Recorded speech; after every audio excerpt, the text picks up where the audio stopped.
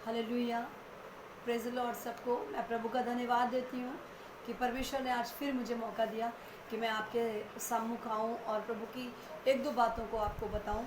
और मैं प्रभु का धन्यवाद देती हूँ कि आप के लिए एक वचन प्रभु ने मुझे दिया है, जो कि मैथ्यू 7 उसका 13 और 14 मैं आपके सामने पढ़ूँगी।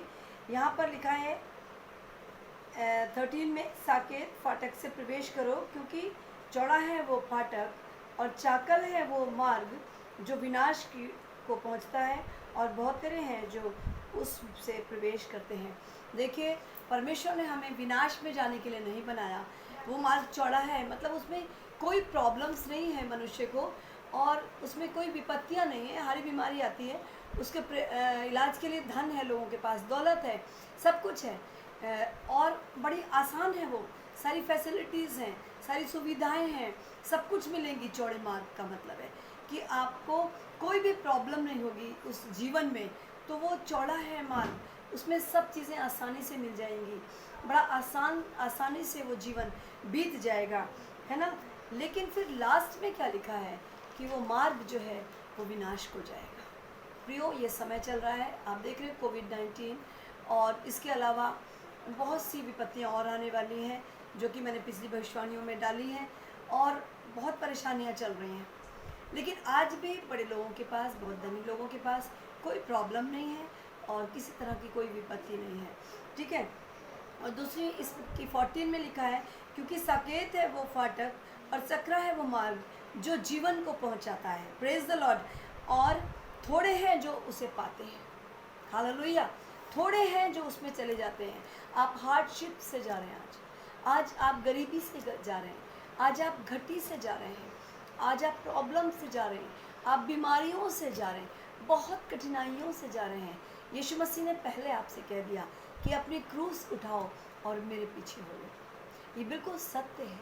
आज आप परेशानियों में हैं, लेकिन प्रभु का वचन क्या कहता है कि वो कहाँ पहुँचाता है? वो मार्ग जो जीवन को पहुँचाता है, और थोड़े हैं उसमें प्रवेश करते हैं। आप स्वर्ग के राज्य में प्रवेश करेंगे। देखिए, आगे मैं आपको बताती हूँ। इसी के 16 एंड उसके 26 में लिखा है एक बात, मैं इसको अक्सर याद करती हूँ और इसकी तरफ ध्यान देती हूँ। यहाँ पर लिखा हुआ है मैथ्यू 16 उसका 26, यदि मनुष्य सारे जगत को प्राप्त करे और अपने प्राण की हानि उठाए तो उसे क्या लाभ होगा, या मनुष्य अपने प्राण के बदले में क्या दे सकता है। आप सारे जगत को प्राप्त कर लें, सारे संसार का धन आपके पास आए, सारी आपके पास खुशियाँ आए, सब कुछ आपको मिले, आपके पास बड़े गाड़ियाँ बंगले हों, सब कुछ हो, लेकिन अंत में आपका प्राण ना बच सके, आपका प्राण नरक में चला जाए और वो जलता रहे। क्योंकि आपको पता है कि प्राण, जो आत्मा एक बार नरक में चली गई वो कभी भी निकलती नहीं। इसी प्रकार से यदि आप स्वर्ग में चले गए तो वहाँ से आप निकलेंगे नहीं, वो हमेशा हमेशा के लिए आपके पास स्वर्ग है। इसलिए आप सब कुछ यदि प्राप्त करें, सारी फैसिलिटीज, सारी सुविधाएं, सारा धन दौलत, सारा आनंद आप संसार का उठाएं, लेकिन अंत में आपका प्राण नरक में चला जाए, उससे क्या लाभ होगा। आज के समय में, जबकि आने वाले समय में बहुत सारी विपत्तियां और आने वाली हैं। आज मैंने जो चर्च में संडे को अपने परिवार के साथ वचन बोया था, वो भी यही था कि आपको यशाया 60, उठ प्रकाशमान हो क्योंकि तेरा प्रकाश आ गया है। परमेश्वर आपको ज्योति देने के लिए जा रहा है, इसलिए उसकी ज्योति को लें। धन के पीछे नहीं, फैसिलिटीज़ के पीछे नहीं, घटी में चलिए, अपनी क्रूस को उठाइए और यीशु के पीछे हो जाइए, क्योंकि यीशु मसीह के पास शांति, छुटकारे, आनंद जीवन, चंगाइयाँ और स्वर्ग का राज्य है।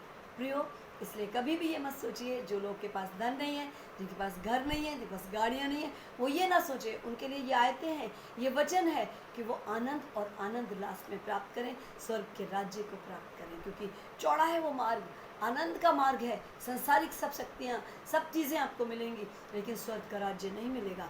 और थोड़ा सा ये जीवन है, इसको आनंद के साथ बिताइए, यीशु मसीह के साथ बिताइए, ताकि स्वर्ग के राज्य में प्रवेश करें। आइए हम प्रार्थना करेंगे ताकि कोविड-19 शीघ्रता से हमारे देश से, हमारे शहर से, हमारे जीवनों से चला जाए और संसार से चला जाए, क्योंकि प्रभु ने कहा है तुम्हारी प्रार्थनाएं मैंने सुन ली हैं और तुम्हारी दुहाई मेरे कानों तक गई है और इस बीमारी को अब मैं ख़त्म करने जा रहा हूँ।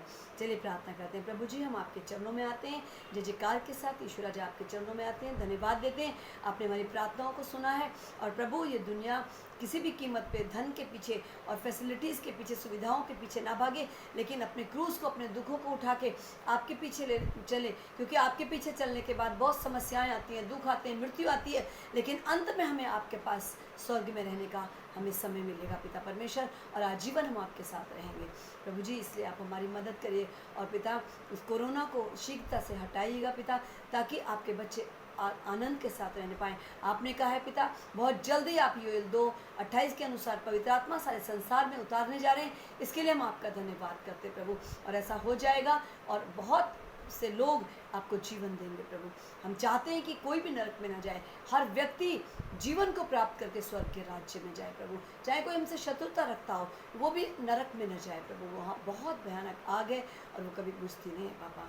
हम आपका धन्यवाद करते हैं और सारे डॉक्टर्स के लिए, नर्सेस के लिए, कर्मचारियों के लिए, हर एक पिता परमेश्वर उस व्यक्ति के लिए जो कोविड-19 में भाग ले रहा है, पत्रकारों के लिए, पुलिस डिपार्टमेंट के लिए, डीएम एसडीएम्स के लिए प्रार्थना करते हैं कि पिता इन सबको आप बचा के रखिए प्रभु। आपने हमें शांति दी है, आनंद दिया है अपना।